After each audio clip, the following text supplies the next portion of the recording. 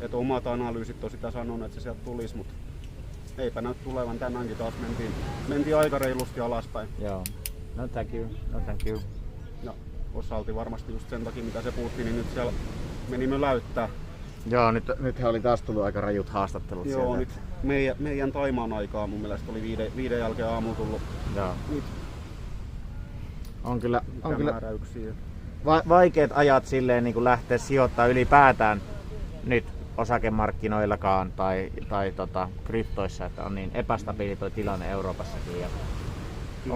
Ne, ketkä sijoittamisesta tietää, ne kyllä kaikki yhteen ne sanoo sitä, että kyllä tämä Ukraina on laskettu kaikkiin hintoihin, jotka ei se ole mikään yllätys enää, mutta saa nähdä. Voi olla, että lähtee nousuun, mutta mitä ei pystytä lupaamaan. Se on treidaamisessa parempi puoli, että ei mun tarvitse oikeastaan välittää yhtään, mitä tapahtuu tai tulee tapahtumaan tai muuta, että kun ei mulla ole siellä. Ei ole kuitenkaan kiinni ne rahat, kun ihan puhutaan puolesta tunnista tunneista. Joskus saattaa unohtua yöksi joku vetopaileesta aamulla katsoa, kun se oli mennyt likuun, niin se on. Pitäisi aina muistaa vähän niin stop losseja laittaa, mutta sitten kun täällä tulee, kaljaa menee vähän sen verran.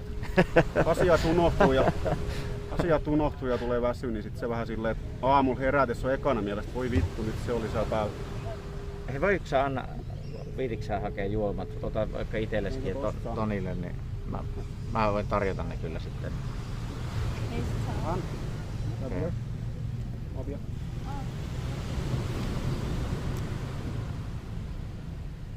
Täällä kysyttiin, että mitkä on tärkeimmät työkalut treidatessa, onko maksullisia palveluita?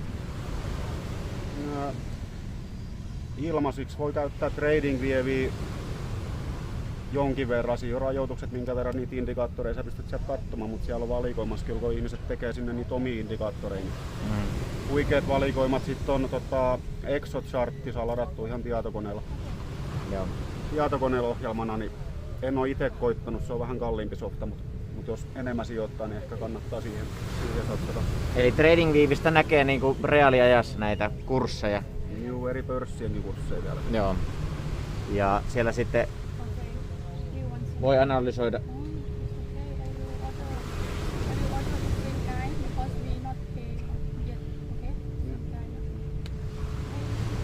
Ottakaa teidän helppoa.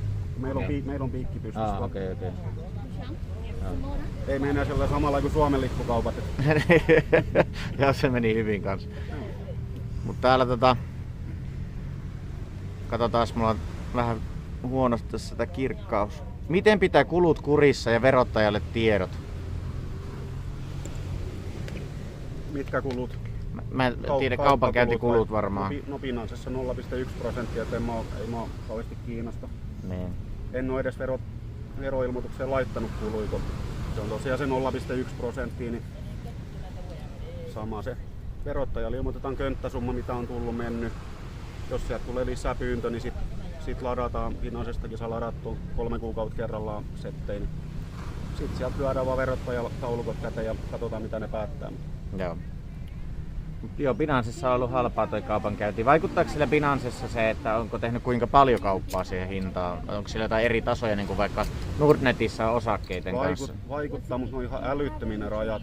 Siitä puhutaan niin mun mielestä sadoista tuhansista ja ne laskee mun mielestä bitcoins, että sun pitäisi omistaa yli miljoonia ennen kuin saat jonkun 0,1% alennusta siitä valmiiksi 0,1%. En on siellä ne VIP-levelit, mutta niihin tarvitsee oikeasti olla joku vittu Suomen kaupassa multimiljonääri, että pääsee käsiksi.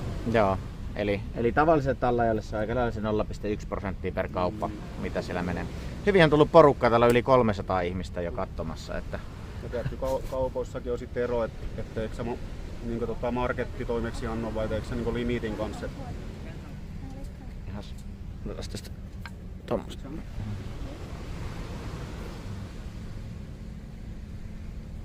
Joo, katsotaan vielä.